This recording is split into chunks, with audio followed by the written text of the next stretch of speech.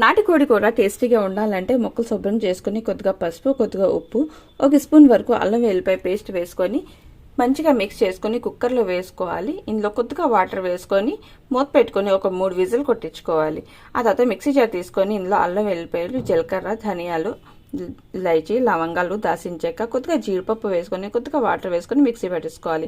2 onion కూడా ఈ విధంగా మిక్సీలో వేసుకొని మిక్సీ పట్టేసుకోవాలి.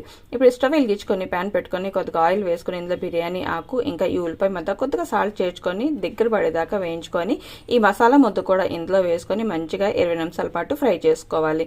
ఆ తర్వాత ఇలా ఎగిపోయాక కొద్దిగా కారం, కట్ చేసుకున్న పచ్చిమిర్చి వేసుకొని మంచిగా ఫ్రై చేసుకోవాలి. ఇందులో ఉడకపెట్టుకున్న ముక్కలు వేసుకొని మంచిగా మిక్స్ చేసుకొని కట్ చేసుకున్న కొత్తిమీర కూడా వేసుకొని మూత పెట్టుకొని ఒక 20 నిమిషాల పాటు మంచిగా ఉడికించుకోవాలి. ఆ తర్వాత ఉప్పు, కారం చెక్ చేసుకోండి. ఏమైనా తక్కువ ఉంటే వేసుకోండి. దించి ముందు పైనుంచి నెయ్యి వేసుకొని దించుకుంటే టేస్టీ కోడి కూర రెడీ.